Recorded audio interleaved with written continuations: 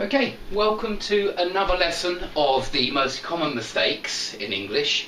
These are mistakes which I write on the feedback reports and then send to my students after every lesson.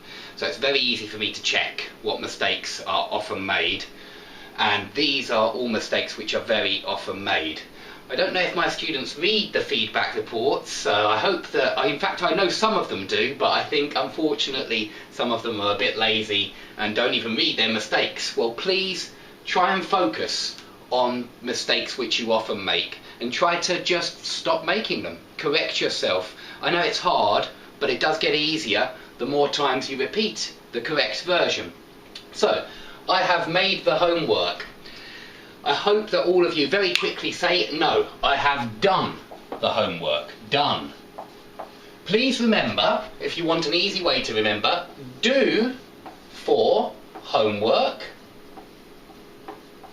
And I mean not just homework, but do a task, do an exercise, do a test, do an exam, do an essay. All of those you can do because they're all forms of homework. It's work which the teacher gave you. Then please use do. Same for housework. The only exception is make the bed. But do the ironing, do the cooking, do the cleaning. By the way, you also make lunch, make breakfast, make dinner, because we think you are creating something and you use make then. But do for housework, do the ironing, do the vacuum cleaning, do the washing up, and also office work. I would say, you know, real work, paid work, you would still use do. The boss gave me this research, I must do this research. Okay? It's a task which was given to you, so you do it. You do the accounts. You can do, what else with work? Really, any job or task which the boss has given you, you do it. Okay, number 2. Very common mistake. I look forward to hear from you. Now I understand people think 2 plus infinitive. However, this is not 2 plus infinitive. This is actually, hold on a second. This is actually a phrasal verb. Look forward to. Now if it's a phrasal verb, the to is just an ordinary preposition. And after prepositions, we always use gerund. So I look forward to hearing from you. You mustn't forget the in. From you. Okay? There are other phrasal verbs which also use gerund afterwards. If it's a phrasal verb, then you really should use gerund. You could think of something like get used to. Get used to is kind of an expression. It's kind of a phrasal verb, get used to. So we use gerund with get used to. I got used to living in England, or I got used to living in Moscow. Doesn't matter, but get used to is plus gerund and look forward to is plus gerund. Okay, number 3 is correct in some situations, but usually it's wrong. Usually when we say this, when we want to say that never in my life have I seen this film, we need to use present perfect. I have never seen this film. Now it's okay if you say when to use past simple. In fact, you must use past simple if you say when. So I never saw this film when I was a child. You're saying when. You're saying when I was a child. It's a finished period. It must use past simple. But if you are referring to all your life, and usually we are, when I say I have never read Tolstoy, I don't mean I didn't read him last week. I don't mean I never read him when I was young. I mean I have never read him, not last week, not when I was young, not in all my life. So all my life, have never seen this film, have never read this book. Please use have never and the third form if you're talking about all your life. Okay, number 4. Auxiliary verbs are difficult, and very often I hear this mistake. I can't speak Chinese, and you want to say I also can't speak Chinese, and so you say so can I. It's wrong. You need to say neither can I. Neither can I. To agree with a negative like can't, you need neither and the positive form. Neither can I. I don't have brothers and sisters. Neither have I. I won't go to the park tomorrow. Neither will I. Okay, so neither to agree with negative sentences. Number 5, yesterday I must go to work. It looks okay, but it's not okay.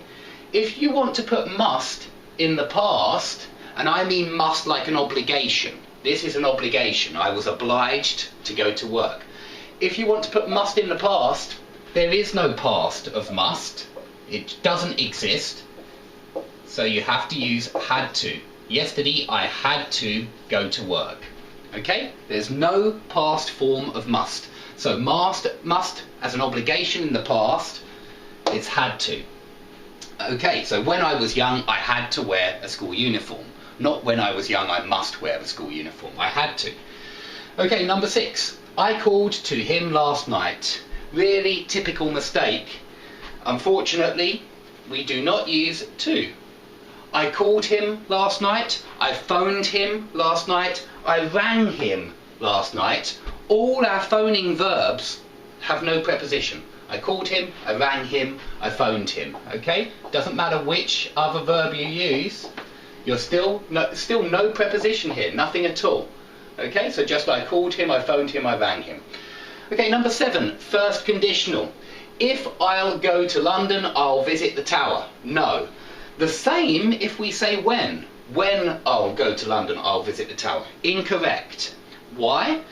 Well, it's kind of illogical, I agree, but in first condition, it's if, in first conditional, it's if and present tense. If I go to London, I will is just here, just one time in conditional sentences. I will visit the tower. Same with when. When I go to London, I will visit the tower.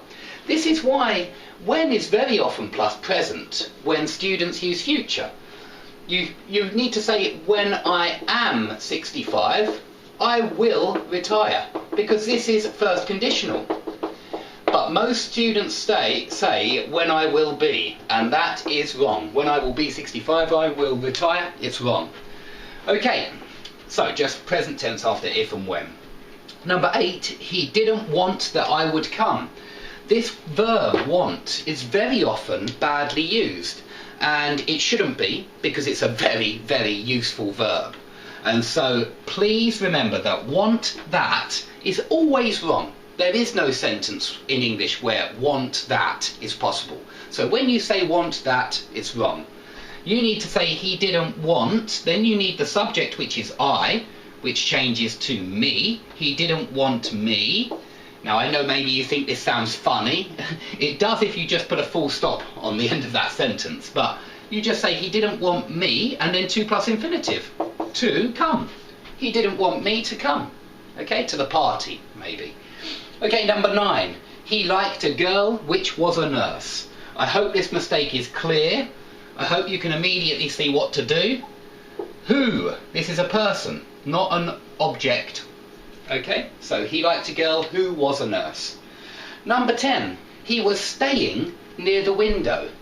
I think students often mix up, mine do anyway, stay and stand. He was standing. I think you mean standing. I am standing near the window at the moment. I stay at a hotel. I stay at a friend's house. Okay, I don't stand, but I stand near the window.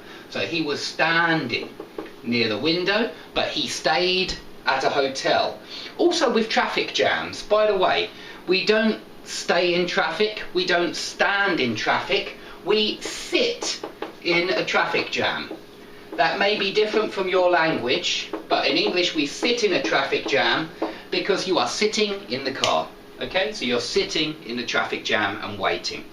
Okay, please ask me questions if you don't understand any of these mistakes or you want clarification. Just ask a question under the video. And yeah, thanks for watching, and please subscribe if you'd like to see some more. Please subscribe if you've enjoyed this lesson and would like to receive more over the next few weeks. Here are some videos on phrasal verbs, auxiliary verbs, tenses, and verb forms as well, like gerunds and to plus infinitive. Please watch them and try the quizzes below the videos, and I hope that you improve.